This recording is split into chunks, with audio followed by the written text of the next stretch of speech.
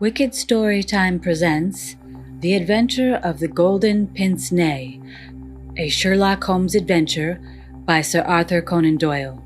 Please support our channel and remember to hit like and subscribe. When I look at the three massive manuscript volumes which contain our work for the year 1894, I confess that it is very difficult for me, out of such a wealth of material, to select the cases which are most interesting in themselves, and at the same time most conducive to a display of those peculiar powers for which my friend was famous. As I turn over the pages, I see my notes upon the repulsive story of the Red Leech and the terrible death of Crosby the banker. Here also I find an account of the Addleton tragedy and the singular contents of the ancient British barrow. The famous Smith-Mortimer succession case comes also within this period, and so does the tracking and arrest of Huret, the boulevard assassin, an exploit which won for Holmes an autographed letter of thanks from the French President and the Order of the Legion of Honor. Each of these would furnish a narrative, but on the whole I am of opinion that none of them unites so many singular points of interest as the episode of Yoxley Old Place, which includes not only the lamentable death of young Willoughby Smith, but also those subsequent developments which threw so curious a light upon the causes of the crime. It was a wild, tempestuous night towards the close of November. Holmes and I sat together in silence all the evening. He engaged with a powerful lens, deciphering the remains of the original inscription upon a palimpsest. I, deep in a recent treatise upon surgery. Outside, the wind howled down Baker Street, while the rain beat fiercely against the windows. It was strange there, in the very depths of the town, with 10 miles of man's handiwork on every side of us, to feel the iron grip of nature, and to be conscious that to the huge elemental forces all London was no more than the molehills that dot the fields. I walked to the window and looked out on the deserted street. The occasional lamps gleamed on the expanse of muddy road and shining pavement. A single cab was splashing its way from the Oxford Street end. "Well, Watson, it's as well we have not to turn out tonight," said Holmes, laying aside his lens and rolling up the palimpsest. "I've done enough for one sitting. It is trying work for the eyes. So far as I can make out, it is nothing more exciting than an abbey's account dating from the second half of the 15th century. Hello? Hello? Hello? What's this?" Amid the droning of the wind, there had come the stamping of a horse's hoofs and the long grind of a wheel as it rasped against the curb. The cab which I had seen had pulled up at our door. "What can he want?" I ejaculated, as a man stepped out of it. "Want? He wants us, and we, my poor Watson, want overcoats and cravats and galoshes and every aid that man ever invented to fight the weather. Wait a bit, though. There's the cab off again. There's hope yet. He'd have kept it if he had wanted us to come.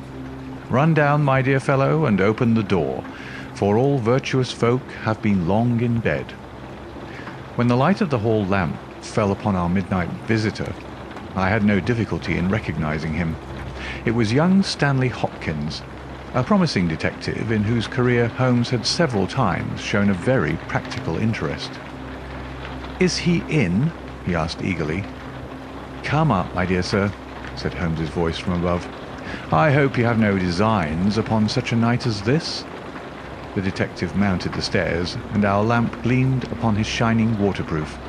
I helped him out of it, while Holmes knocked a blaze out of the logs in the grate. "Now, my dear Hopkins, draw up and warm your toes," said he. "Here's a cigar, and the doctor has a prescription containing hot water and a lemon, which is good medicine on a night like this. It must be something important which has brought you out in such a gale." "It is indeed, Mr. Holmes. I've had a bustling afternoon, I promise you. Did you see anything of the Yoxley case in the latest editions?" "I've seen nothing later than the 15th century today." "Well, it was only a paragraph, and all wrong at that, so you've not missed anything. I haven't let the grass grow under my feet. It's down in Kent, 7 miles from Chatham and 3 from the railway line. I was wired for at 3:15, reached Yoxley Old Place at 5, conducted my investigation, was back at Charing Cross by the last train, and straight to you by cab. Which means, I suppose, that you're not quite clear about your case. It means that I can make neither head nor tail of it. So far as I can see, it is just as tangled a business as ever I handled, and yet at first it seemed so simple that one couldn't go wrong. There's no motive, Mr. Holmes. That's what bothers me. I can't put my hand on a motive. Here's a man dead, there's no denying that, but so far as I can see, no reason on earth why anyone should wish him harm. Holmes lit his cigar and leaned back in his chair. "Let us hear about it," said he. "I've got my facts pretty clear," said Stanley Hopkins. "All I want now is to know what they all mean. The story, so far as I can make out, is like this. Some years ago, this country house, Yoxley Old Place, was taken by an elderly man who gave the name of Professor Corum. He was an invalid, keeping his bed half the time, and the other half hobbling around the house with a stick or being pushed about the grounds by the gardener in a bath chair. He was well liked by the few neighbours who called upon him, and he has the reputation down there of being a very learned man. His household used to consist of an elderly housekeeper, Mrs. Marker, and of a maid, Susan Tarleton. These have both been with him since his arrival, and they seem to be women of excellent character. The professor is writing a learned book, and he found it necessary about a year ago to engage a secretary.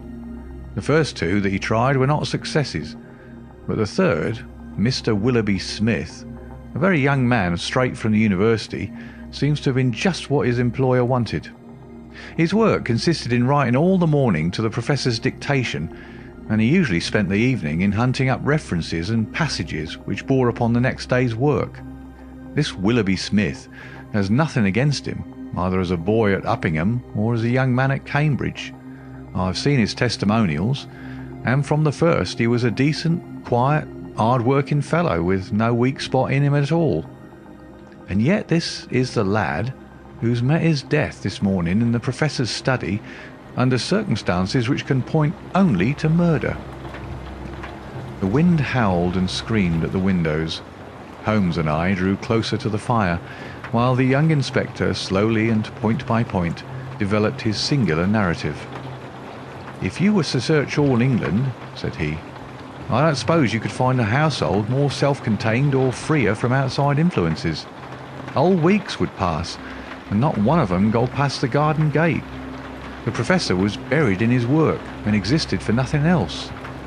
Young Smith knew nobody in the neighbourhood and lived very much as his employer did. The two women had nothing to take them from the house. Mortimer, the gardener, who wheels the bath chair, is an army pensioner, an old Crimean man of excellent character. He does not live in the house, but in a 3-room cottage at the other end of the garden. Those are the only people that you'd find within the grounds of Yoxley Old Place. At the same time, the gate of the garden is 100 yards from the main London to Chatham Road. It opens with a latch, and there's nothing to prevent anyone from walking in. Now, I'll give you the evidence of Susan Tarleton, who's the only person who can say anything positive about the matter. It was in the forenoon, between 11 and 12. She was engaged at the moment in hanging some curtains in the upstairs front bedroom. Professor Corum was still in bed, for when the weather's bad he seldom rises before midday. The housekeeper was busy with some work in the back of the house. Willoughby Smith had been in his bedroom, which he uses as a sitting room, but the maid heard him at that moment pass along the passage and descend to the study immediately below her. She did not see him, but she says that she could not be mistaken in his quick, firm tread. She did not hear the study door close, but a minute or so later there was a dreadful cry in the room below.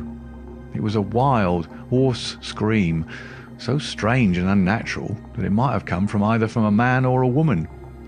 At the same instant there was a heavy thud which shook the old house, and then all was silence. The maid stood petrified for a moment, and then, recovering her courage, she ran downstairs. The study door was shut, and she opened it.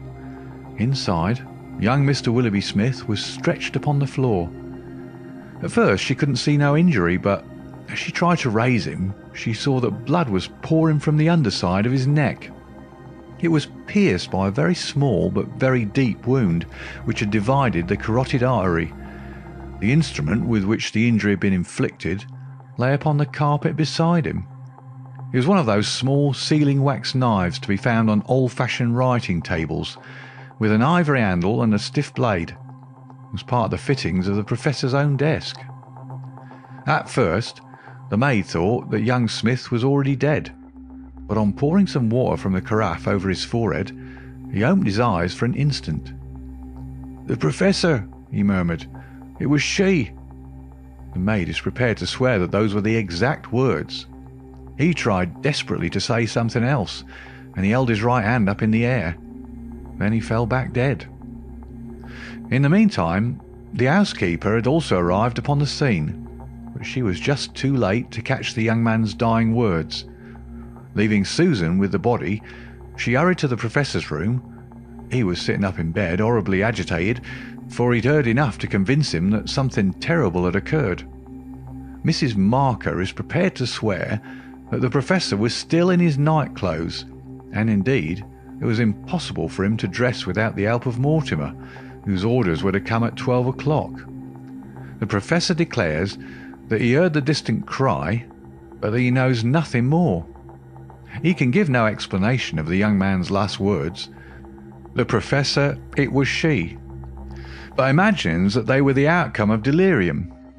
He believes that Willoughby Smith has not an enemy in the world, and can give no reason for the crime. His first action was to send Mortimer, the gardener, for the local police. A little later, the chief constable sent for me. Nothing was moved before I got there, and strict orders were given that no one should walk upon the paths leading to the house. It was a splendid chance of putting your theories into practice, Mr. Sherlock Holmes. There was really nothing wanting. "Except Mr. Sherlock Holmes," said my companion with a somewhat bitter smile. "Well, let us hear about it. What sort of a job did you make of it?" "I must ask you first, Mr. Holmes, to glance at this rough plan, which will give you a general idea of the position of the Professor's study and the various points of the case. It'll help you in following my investigation."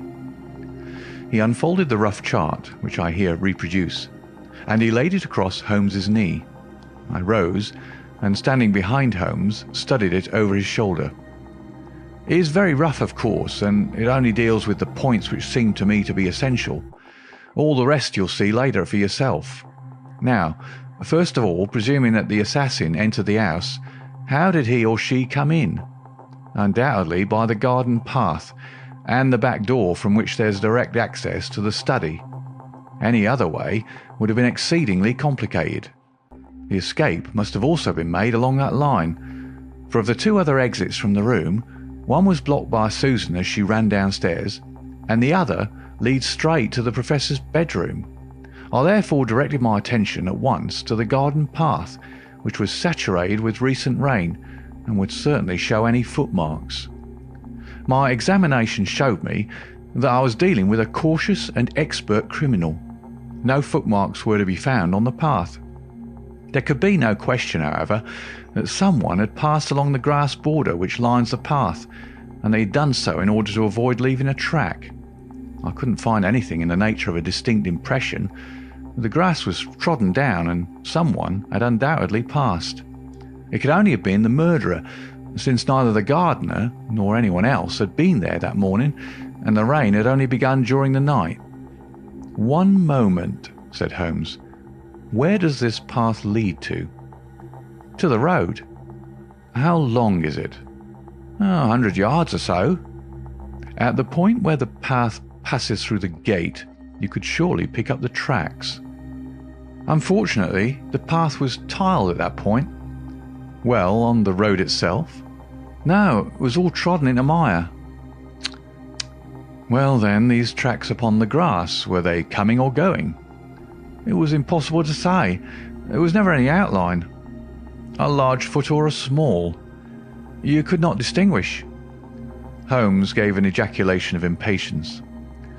"It has been pouring rain and blowing a hurricane ever since," said he. "It will be harder to read now than the palimpsest. Well, well, it can't be helped. What did you do, Hopkins, after you had made certain that you had made certain of nothing?" "I think I made certain of a good deal, Mr. Holmes. I knew that someone had entered the house cautiously from without. I next examined the corridor. It is lined with coconut matting and had taken no impression of any kind. This brought me into the study itself. It is a scantily furnished room. The main article is a large writing table with a fixed bureau. This bureau consists of a double column of drawers, with a central small cupboard between them. The drawers were open, the cupboard locked. The drawers, it seems, were always open, and nothing of value was kept in them. There were some papers of importance in the cupboard, but there were no signs that this had been tampered with, and the professor assures me that nothing was missing. It is certain that no robbery has been committed. I come now to the body of the young man. It was found near the bureau and just to the left of it, as marked upon that chart. The stab was on the right side of the neck, and from behind forward, so that it's almost impossible that it could have been self-inflicted." "Unless he fell upon the knife," said Holmes. "Exactly. The idea crossed my mind, but we found the knife some feet away from the body, so that seems impossible. Then, of course, there are the man's own dying words, and finally, there was this very important piece of evidence which was found clasped in the dead man's right hand." From his pocket, Stanley Hopkins drew a small paper packet. He unfolded it and disclosed a golden pince nez with 2 broken ends of black silk cord dangling from the end of it. "Willoughby Smith had excellent sight," he added. "There can be no question that this was snatched from the face of the person of the assassin." Sherlock Holmes took the glasses into his hand and examined them with the utmost attention and interest. He held them on his nose, endeavoured to read through them, went to the window and stared up the street with them, looked at them most minutely in the full light of the lamp, and finally, with a chuckle, seated himself at the table and wrote a few lines upon a sheet of paper which he tossed across to Stanley Hopkins. "That's the best I can do for you," said he. "It may prove to be of some use." The astonished detective read the note aloud. It ran as follows: "Wanted. A woman of good address, attired like a lady. She has a remarkably thick nose, with eyes which are set close upon either side of it. She has a puckered forehead, a peering expression, and probably rounded shoulders. There are indications that she has had recourse to an optician at least twice during the last few months. As her glasses are of remarkable strength, and as opticians are not very numerous, there should be no difficulty in tracing her." Holmes smiled at the astonishment of Hopkins, which must have been reflected upon my features. "Surely my deductions are simplicity itself," said he. "It would be difficult to name any articles which afford a finer field for inference than a pair of glasses, especially so remarkable a pair as these. That they belong to a woman I infer from their delicacy, and also, of course, from the last words of the dying man. As to her being a person of refinement and well dressed, they are, as you perceive, handsomely mounted in solid gold, and it is inconceivable that anyone who wore such glasses could be slatternly in other respects. You will find that the clips are too wide for your nose, showing that the lady's nose was very broad at the base. This sort of nose is usually a short and coarse one, but there is a sufficient number of exceptions to prevent me from being dogmatic or from insisting upon this point in my description. My own face is a narrow one, and yet I find that I cannot get my eyes into the centre, nor near the centre of these glasses. Therefore, the lady's eyes are set very near to the sides of the nose. You will perceive, Watson, that the glasses are concave and of unusual strength. A lady whose vision has been so extremely contracted all her life is sure to have the physical characteristics of such vision which are seen in the forehead, the eyelids, and the shoulders. Yes, I said, I can follow each of your arguments. I confess, however, that I am unable to understand how you arrive at the double visit to the optician. Holmes took the glasses in his hand. "You will perceive," he said, "that the clips are lined with tiny bands of cork to soften the pressure upon the nose. One of these is discoloured and worn to some slight extent, but the other is new. Evidently one has fallen off and been replaced. I should judge that the older of them has not been there for more than a few months. They exactly correspond, so I gather that the lady went back to the same establishment for the second." "By George, it's marvellous!" cried Hopkins in an ecstasy of admiration. "To think that I had all that evidence in my hand and never knew it. I had intended, however, to go the round of the London opticians." "Of course you would. Meanwhile, have you anything more to tell us about the case?" "Nothing, Mr. Holmes. I think that you know as much as I do now, probably more. We have had inquiries made as to any stranger seen on the country roads or at the railway station. We have heard of none. What beats me is the utter want of all object in the crime. Not a ghost of a motive can anyone suggest." "Ah, there I am not in a position to help you. But I suppose you want us to come out tomorrow."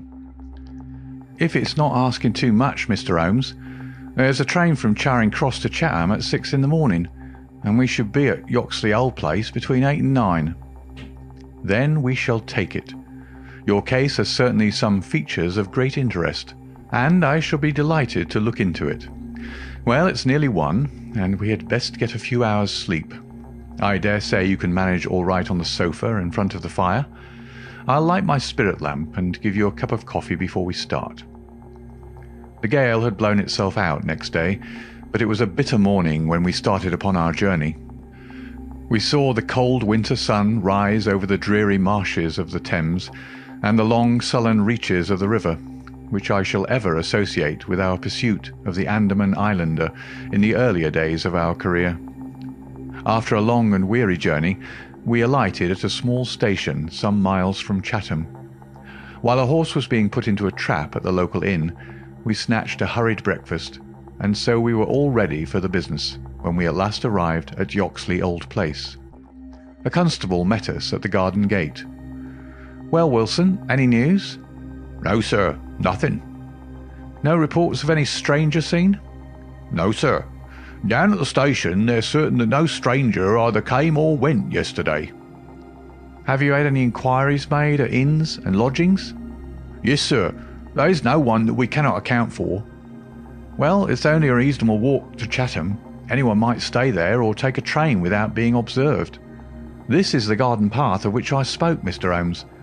I'll pledge my word that there was no mark on it yesterday." "On which side were the marks on the grass?" "This side, sir. This narrow margin of grass between the path and the flower bed. I can't see the traces now, but they were clear to me then." Yes. Someone has passed along," said Holmes, stooping over the grass border.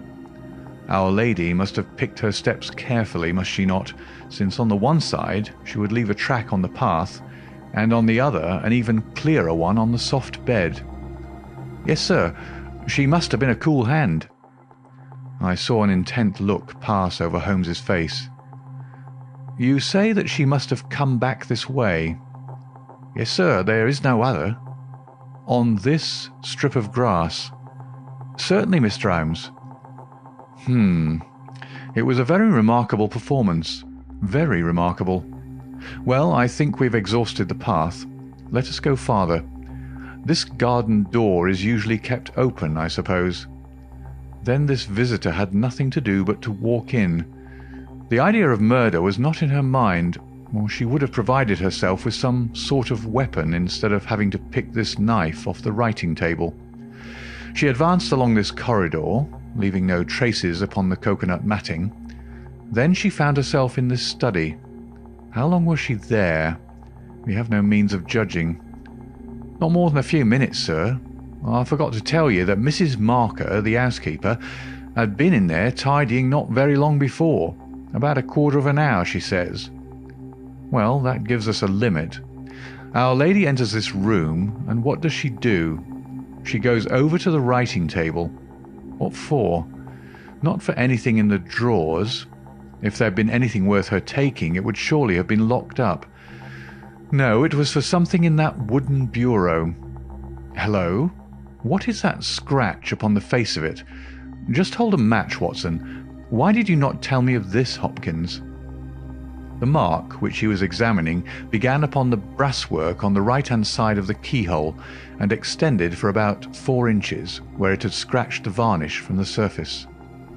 I noticed it, Mr. Holmes, but you'll always find scratches around a keyhole. This is recent, quite recent. See how the brass shines where it is cut. An old scratch would be the same colour as the surface. Look at it through my lens. There's the varnish too, like earth on each side of a furrow. Is Mrs. Marker there? A sad-faced elderly woman came into the room. Did you dust this bureau yesterday morning? Yes, sir. Did you notice this scratch? No, sir, I did not. I'm sure you didn't, for a duster would have swept away those shreds of varnish. Who has the key of this bureau? The Professor keeps it on his watch chain. Is it a simple key? No, sir, it's a Chubb key. Very good, Mrs. Marker, you can go. Now we are making a little progress. Our lady enters the room, advances to the bureau, and either opens it or tries to do so. While she is thus engaged, young Willoughby Smith enters the room. In her hurry to withdraw the key, she makes this scratch upon the door. He seizes her, and she, snatching up the nearest object, which happens to be this knife, strikes at him in order to make him let go his hold. The blow is a fatal one.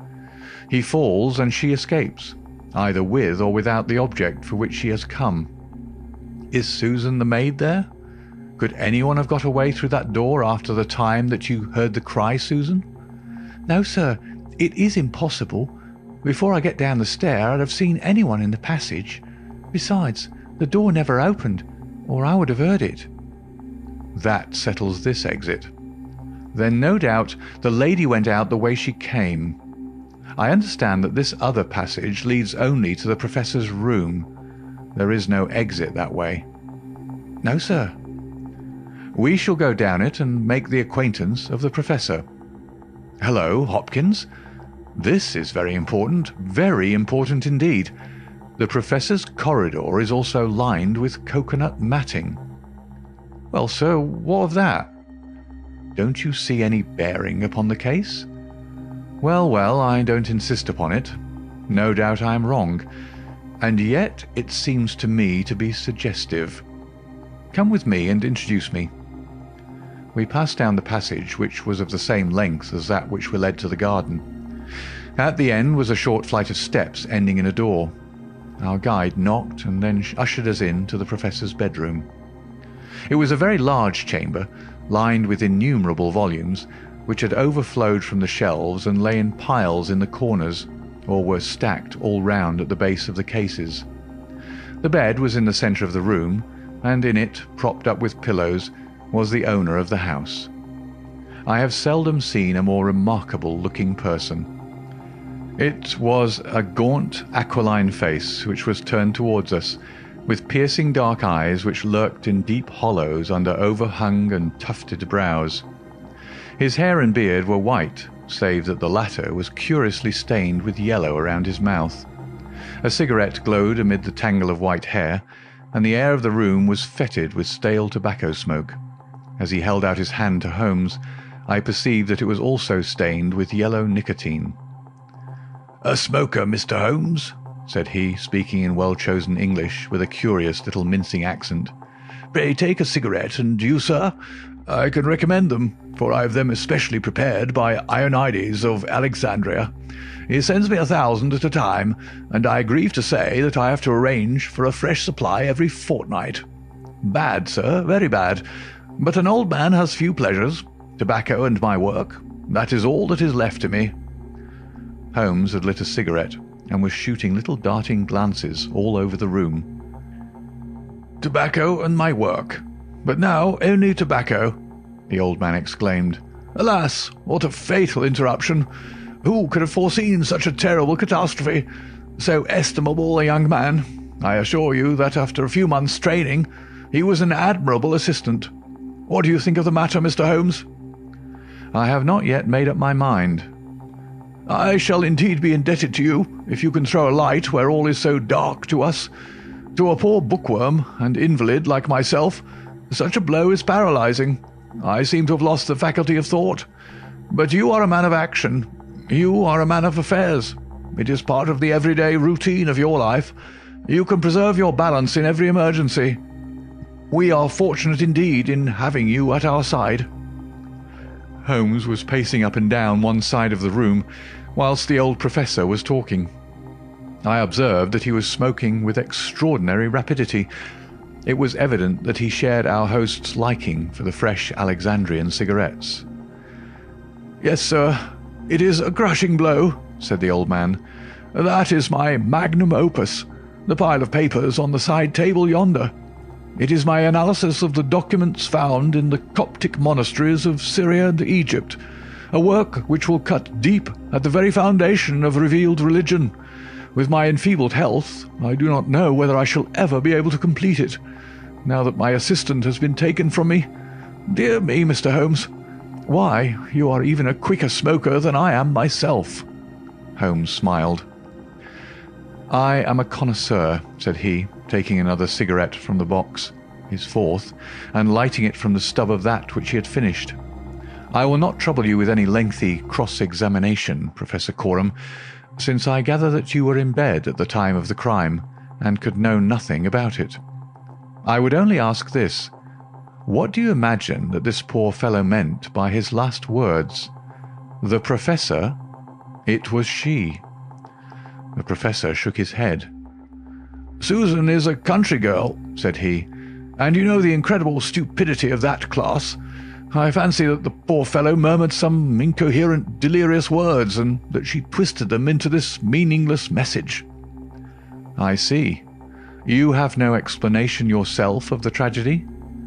"Possibly an accident. Possibly. I only breathe it among ourselves. A suicide. Young men have their hidden troubles. Some affair of the heart, perhaps, which we have never known. It is a more probable supposition than murder." "But the eyeglasses?" "Ah, I am only a student, a man of dreams. I cannot explain the practical things of life. But still, we are aware, my friend, that love gauges may take strange shapes. By all means, take another cigarette. It is a pleasure to see anyone appreciate them so. A fan, a glove, glasses. Who knows what article may be carried as a token or treasured when a man puts an end to his life? This gentleman speaks of footsteps in the grass, but after all, it is easy to be mistaken on such a point. As to the knife, it might well be thrown far from the unfortunate man as he fell. It is possible that I speak as a child, but to me it seems that Willoughby Smith has met his fate by his own hand." Holmes seemed struck by the theory thus put forward, and he continued to walk up and down for some time, lost in thought and consuming cigarette after cigarette. "Tell me, Professor Corum," he said at last, "what is in that cupboard in the bureau?" "Nothing that would help a thief. Family papers, letters from my poor wife, diplomas of universities which have done me honour. Here is the key. You can look for yourself." Holmes picked up the key and looked at it for an instant. Then he handed it back. "No, I hardly think that it would help me," said he. "I should prefer to go quietly down to your garden and turn the whole matter over in my head. There is something to be said for the theory of suicide which you have put forward. We must apologize for having intruded upon you, Professor Corum, and I promise that we won't disturb you until after lunch. At 2 o'clock we will come again and report to you anything which may have happened in the interval." Holmes was curiously distrait, and we walked up and down the garden path for some time in silence. "Have you a clue?" I asked at last. "It depends upon those cigarettes that I smoked," said he. "It is possible that I am utterly mistaken. The cigarettes will show me." "My dear Holmes," I exclaimed, "how on earth—" "Well, well, you may see for yourself. If not, there's no harm done. Of course, we always have the optician clue to fall back upon.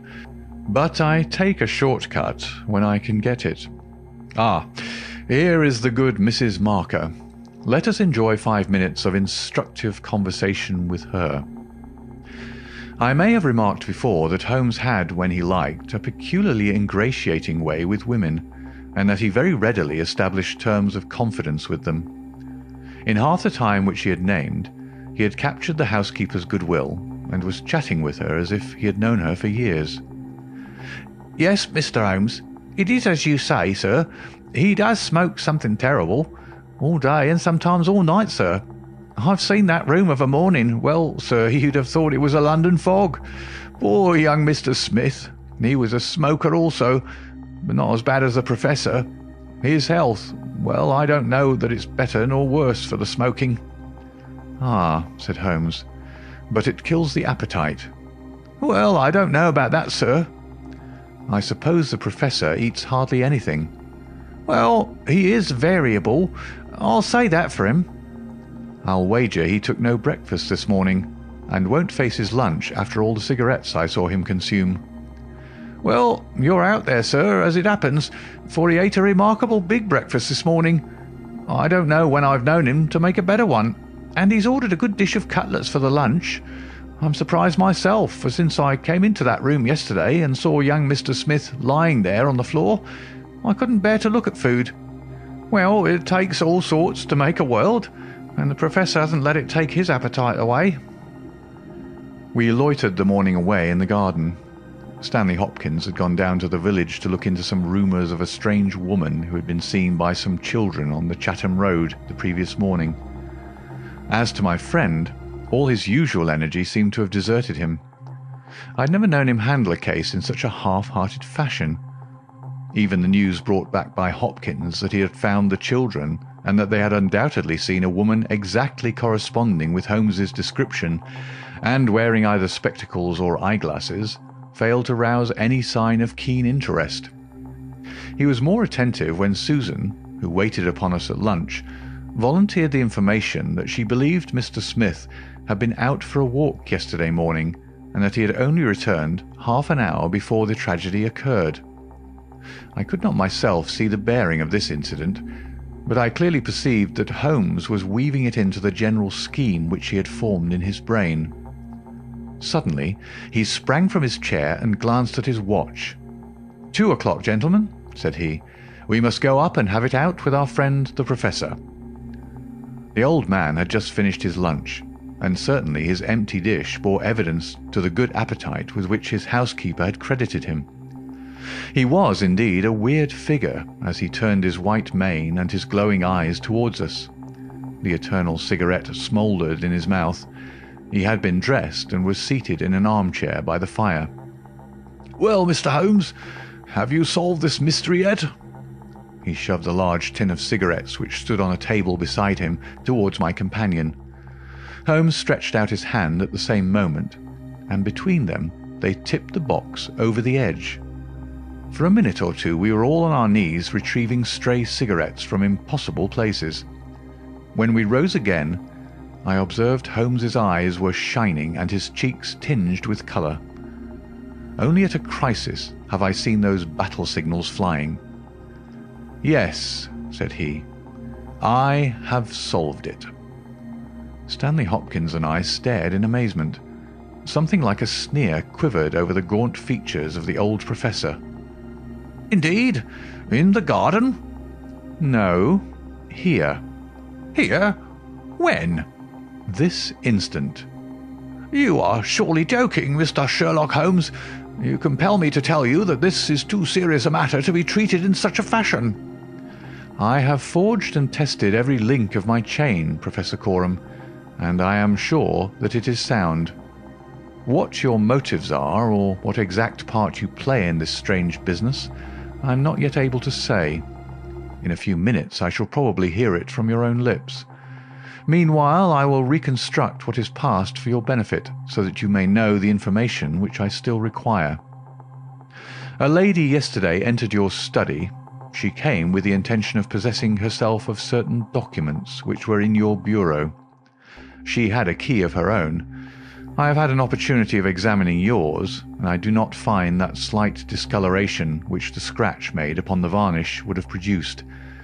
You were not an accessory, therefore, and she came, so far as I can read the evidence, without your knowledge, to rob you."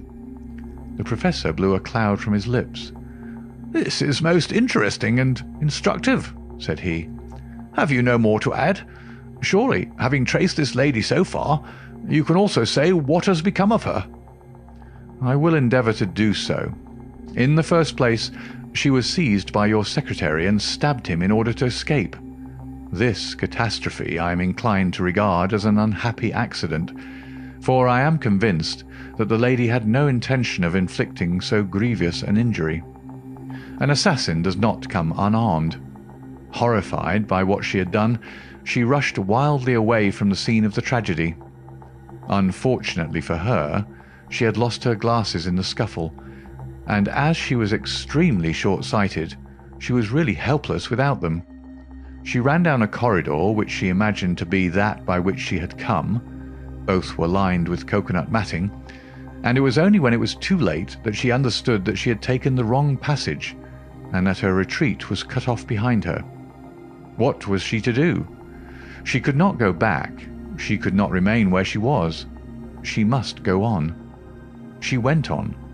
She mounted a stair, pushed open a door, and found herself in your room." The old man sat with his mouth open, staring wildly at Holmes. Amazement and fear were stamped upon his expressive features.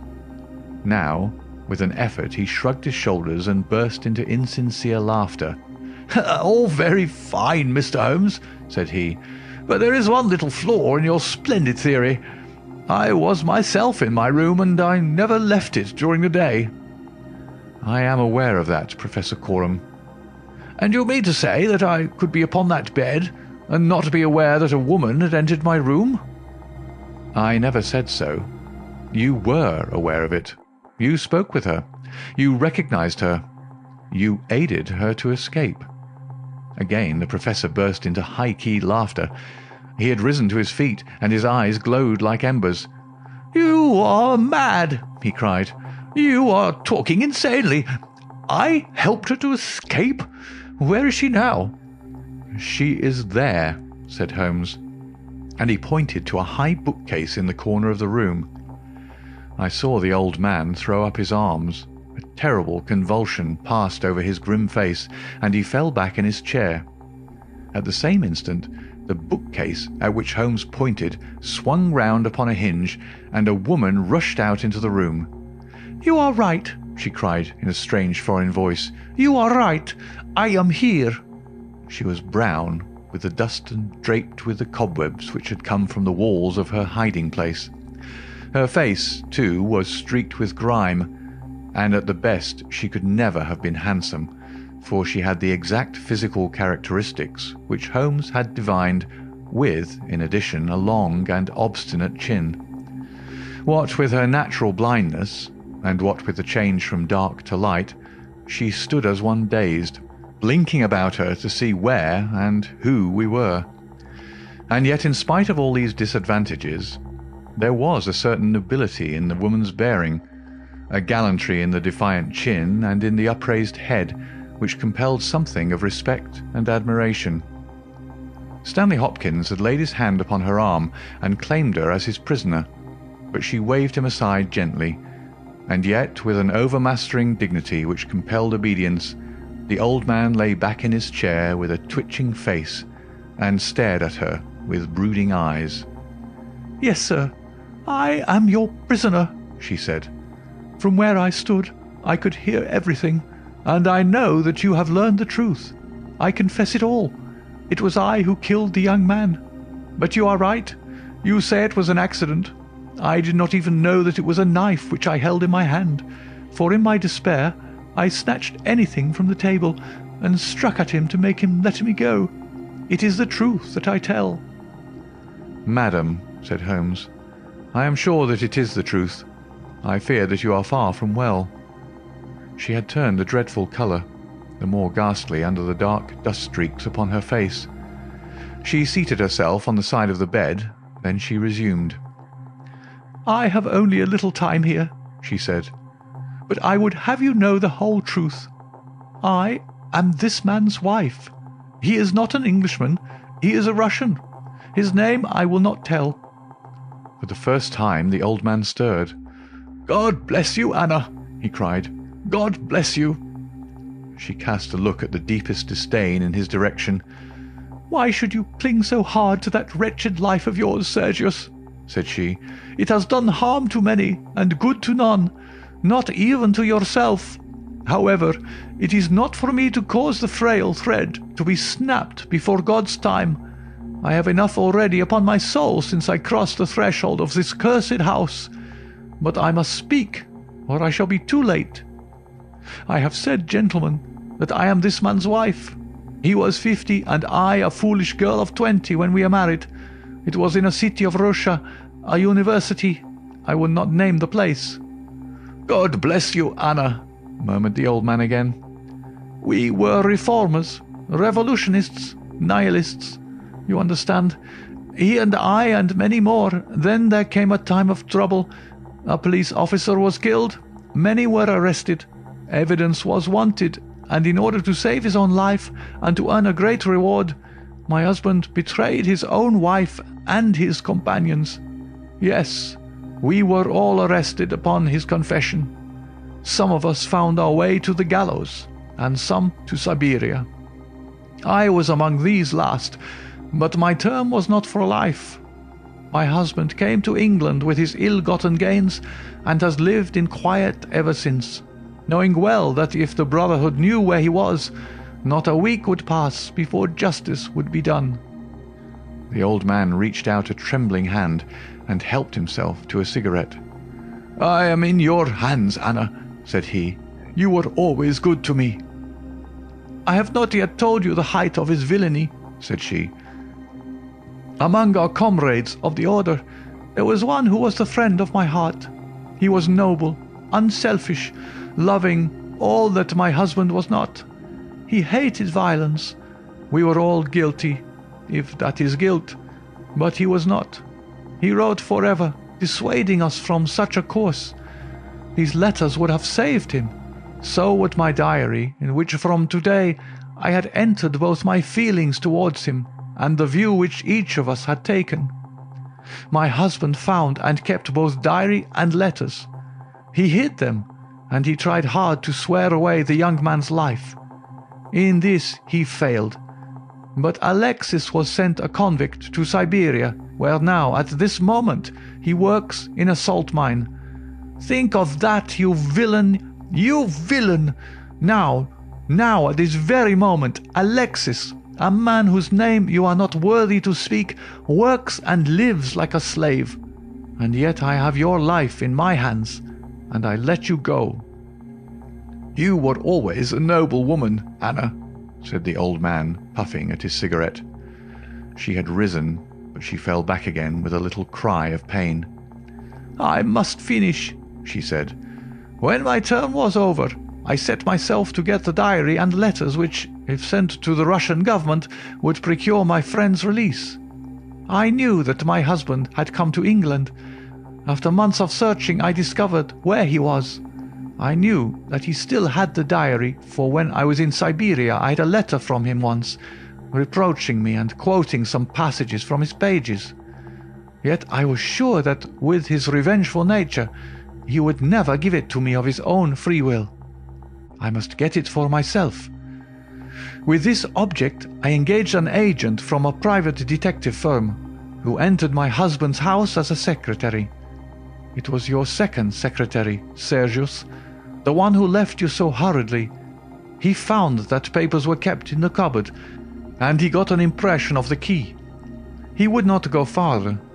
He furnished me with a plan of the house, and he told me that in the forenoon the study was always empty, as the secretary was employed up here. So at last I took my courage in both hands, and I came down to get the papers for myself. I succeeded, but at what a cost! I had just taken the paper and was locking the cupboard when the young man seized me. I had seen him already that morning. He had met me on the road. and I had asked him to tell me where Professor Corum lived, not knowing that he was in his employ." Exactly, said Holmes. The secretary came back and told his employer of the woman he had met. Then, in his last breath, he tried to send a message that it was she, the she whom he had just discussed with him. "You must let me speak," said the woman in an imperative voice, and her face contracted as if in pain. "When he had fallen, I rushed from the room, chose the wrong door, and found myself in my husband's room. He spoke of giving me up. I showed him that if he did so, his life was in my hands. If he gave me to the law, I could give him to the Brotherhood. It was not that I wished to live for my own sake, but it was that I desired to accomplish my purpose. He knew that I would do what I said, that his own fate was involved in mine. For that reason, and for no other, he shielded me. He thrust me into that dark hiding place, a relic of old days, known only to himself. He took his meals in his own room, and so was able to give me part of his food. It was agreed that when the police left the house, I should slip away by night and come back no more. But in some way, you have read our plans." She tore from the bosom of her dress a small packet. "These are my last words," said she. "Here is the packet which will save Alexis. I confide it to your honor and to your love of justice. Take it. You will deliver it at the Russian embassy. Now I have done my duty and—" "Stop her!" cried Holmes. He had bounded across the room and had wrenched a small file from her hand. "Too late," she said, sinking back on the bed. "Too late. I took the poison before I left my hiding place. My head swims. I am going. I charge you, sir, to remember the packet." A simple case, and yet in some ways an instructive one, Holmes remarked as we travelled back to town. It hinged from the outset upon the pince nez. But for the unfortunate chance of the dying man having seized these, I'm not sure that we could have ever reached our solution. It was clear to me, from the strength of the glasses, that the wearer must have been very blind and helpless when deprived of them. When you asked me to believe that she walked along a narrow strip of grass without once making a false step, I remarked, as you may remember, that it was a noteworthy performance. In my mind, I set it down as an impossible performance, save in the unlikely case that she had a second pair of glasses. I was forced, therefore, to consider seriously the hypothesis that she had remained within the house. On perceiving the similarity of the two corridors, it became clear that she might very easily have made such a mistake, and, in that case, it was evident that she must have entered the professor's room. I was keenly on the alert, therefore, for whatever would bear out this supposition, and I examined the room narrowly for anything in the shape of a hiding place. The carpet seemed continuous and firmly nailed, so I dismissed the idea of a trapdoor. There might well be a recess behind the books. As you are aware, such devices are common in old libraries. I observed that books were piled on the floor at all other points, but that one bookcase was left clear. This, then, might be the door. I could see no marks to guide me, but the carpet was of a dun colour which lends itself very well to examination. I therefore smoked a great number of those excellent cigarettes, and I dropped the ash all over the space in front of the suspected bookcase. It was a simple trick, but exceedingly effective. I then went downstairs, and I ascertained in your presence, Watson, without your perceiving the drift of my remarks, that Professor Corum's consumption of food had increased, as one would expect when he is supplying a second person. We then ascended to the room again, when by upsetting the cigarette box, I obtained a very excellent view of the floor, and was able to see quite clearly from the traces upon the cigarette ash that the prisoner had, in our absence, come out from her retreat. Well, Hopkins, here we are at Charing Cross, and I congratulate you on having brought your case to a successful conclusion. You are going to headquarters, no doubt. I think, Watson, you and I will drive together to the Russian embassy. End of the adventure of the Golden Pince Nez.